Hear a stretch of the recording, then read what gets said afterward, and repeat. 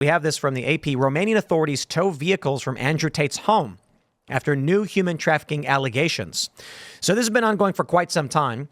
Andrew Tate and his brother Tristan Tate, both of them were kickboxers and dual British U.S. citizens with millions of followers, blah, blah, blah, charged with human trafficking and forming a criminal gang to exploit women. Andrew Tate was also charged with rape in that case. Now, they've been trying to go after this dude. How long has it been? Like 2 years, or what is it? It's been since almost 3 years now. Almost 3 years now. Yeah. And you actually represent the Tates? Both of them? I represent both of them. I represent Andrew and Tristan. So that's correct. You're saying these allegations are not correct? These allegations are 1,000% false. Do you want to walk us through what the story is and what's going on? Sure. So from day one, Andrew and Tristan they were all over the place, all over the world, very famous, very influential people. Tristan met a girl in Florida from Miami. The girl asked to go back to Romania with him. He was like, I don't know. I don't think it's such a good idea. Romania is a different place. You have a good life here. She's like, no, I want to change. I want to do this with my music career. I want to have a career online, so on and so forth. She goes to Romania. She meets up with him. She's there for 6 days. After the 6th day, she found out that she wasn't going to be Tristan's wife. Tristan had other women in his life, lo and behold, surprise, surprise. And she turned on them and accused them of a litany of crimes that are unfathomable and 100% unequivocally false. That triggered, she sent text messages into Florida to her parents and to other people, which triggered an investigation and a swatting, if you will, of their house in Romania. The embassy got involved, the Romanian government got involved, and they went after them, bar none. Now, it's worthy to consider, we must consider the fact that at that point, the United Kingdom had already spent over $2 billion in trying to cancel Andrew and Tristan. So there are a lot of opportunistic people, nefarious characters, who would love nothing more in the world than to see these guys jailed and silenced forever. The Romanian prosecutor was able, under Romanian law, to bury the facts of the case and not even present all the material facts to the judge or the Romanian public for the first year of the case. We were brought on at some point. We investigated the case thoroughly. We knew and we continue to know that all the allegations against them are false. We understood that the minute that woman from Florida, once she sent these defamatory missiles into Florida, that she was on the hook for defamation in Florida and conspiracy in Florida. So we sued her in a Florida court. We just survived motions to dismiss in that court. That case is proceeding. That case is going well. What we were able to do was publish the truth of everything that happened related to that story into the Romanian complaint. Right? The complaint has hundreds of paragraphs. The entire story is told there. Once that complaint was published, the Romanian prosecutor, the Romanian judges, the Romanian courts, the Romanian public consciousness, and certainly the Romanian defense team got a hold of it, was able to educate the Romanian public and the court there. As a result of that, they got out of jail, they got off of house arrest, they were able to travel the country, and they were just really recently granted the ability to travel the EU.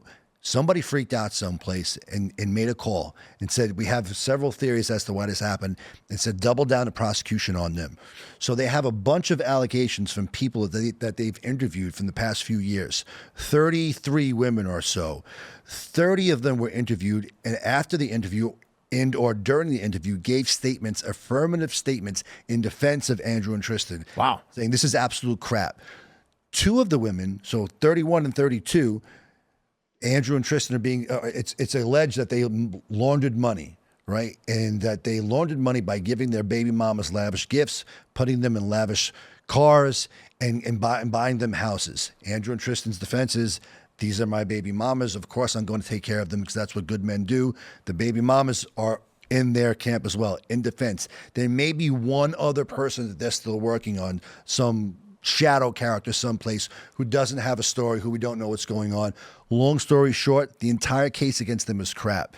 The latest arrests and everything? Process is the punishment. They went after them. They arrested them again. They took all of their cars. They took more jewelry. They took more money. We're north of $20 million in cash and gold and cars and assets that have been taken from them. I mean, Andrew's had like 60 cars taken up. I mean, one Bugatti's worth $5 million.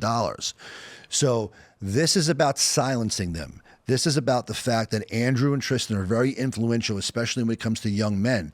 The mainstream media the European Union and the governments over there and everything that's involved in the, as Andrew calls the matrix or the deep state, wants young men to be docile, wants young men to be not aggressive, wants young men not to believe themselves. Their message is you're a young man, you should believe in yourself, you should go out there, you should kill it, you should take care of your body, you should have discipline over your mind, discipline over your emotions, or go out there and be somebody in the world. Now, do they have a history of saying wild stuff on the internet? Of course they do.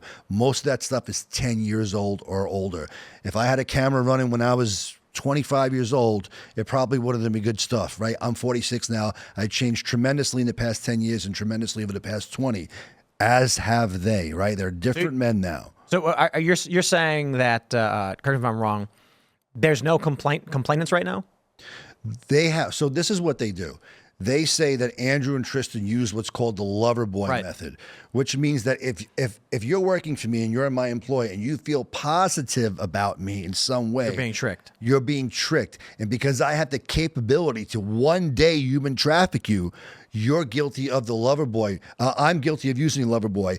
And because you've been lover boyed, your story about why you're defending me is not really worthwhile listening to because your mind has been screwed. So they take a very paternalistic approach. So these women they're claiming are victims, it's because they were doing OnlyFans or they were doing online webcam stuff, or what is it? Some of these women were doing that stuff like way back when.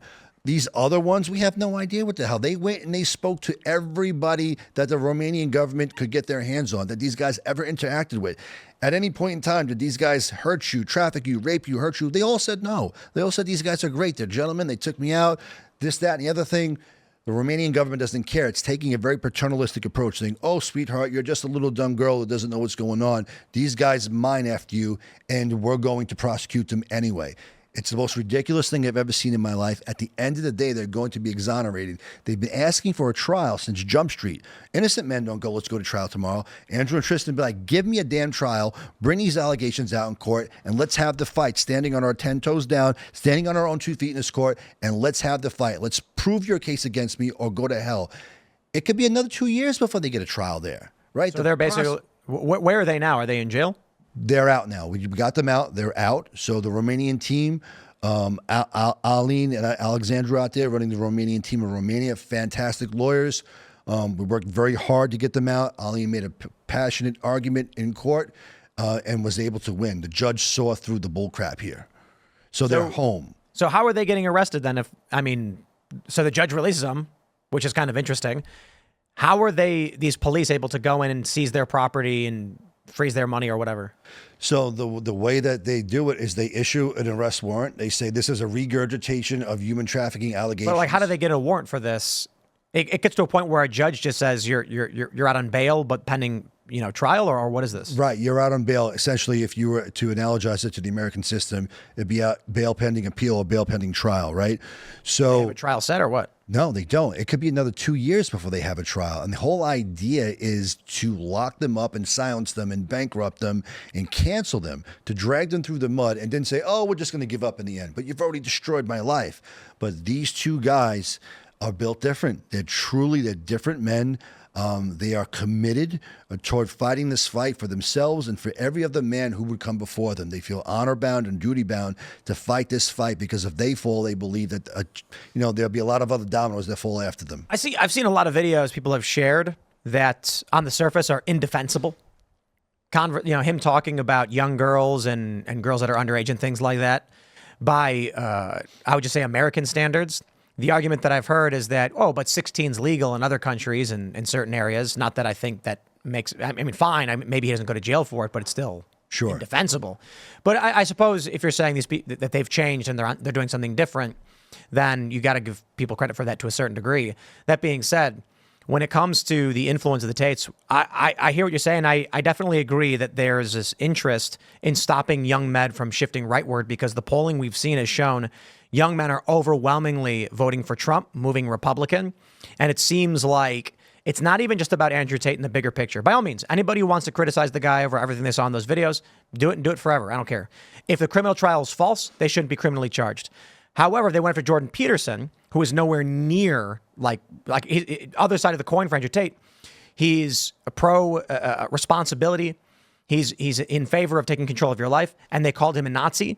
They threatened to put him through re-education. They did, didn't they? Did they make Jordan Peterson go through that re-education They thing? sure did. Yeah, for his license. And he had to live stream it? Yeah. There is a definite establishment interest in stopping personalities that are telling young men to better themselves, or at the very least have the ability to.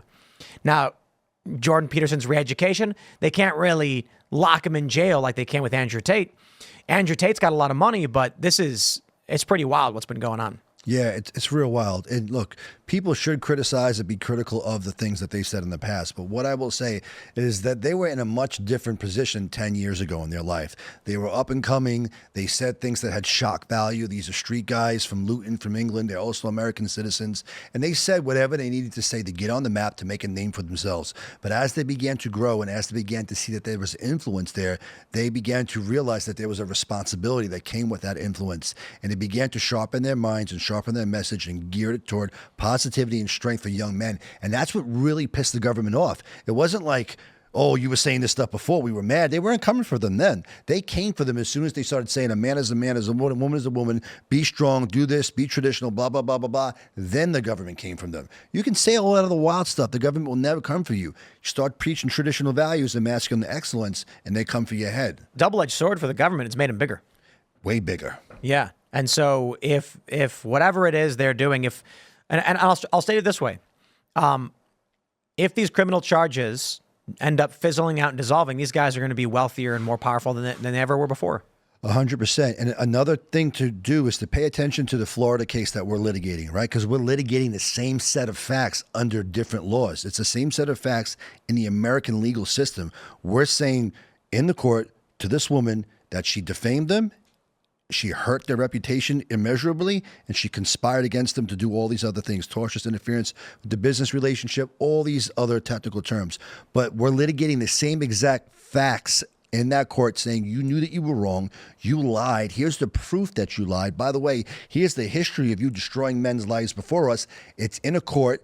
And all we need the court to do is to find the truth here. And the truth is that they're innocent. She conjured up a story with one of her friends to destroy their lives for whatever reason. And then she went on vacation. That's what happened. And their enemies in world governments and in the banking system and wherever else in the deep state took full advantage of this situation to exploit them and to keep them imprisoned for an extended period of time, which could be several more years. And it's wrong. What is their business now? Like, how do they make money and what do they do? You know, right now there's Hustlers University.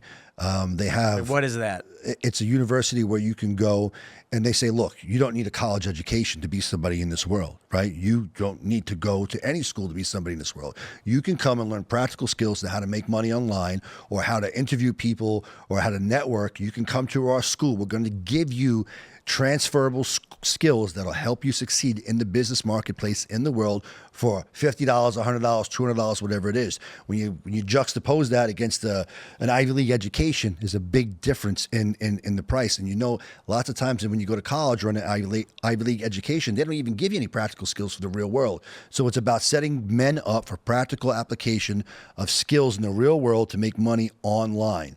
That's one of the ways that they make their money. They've made a lot of money in the past.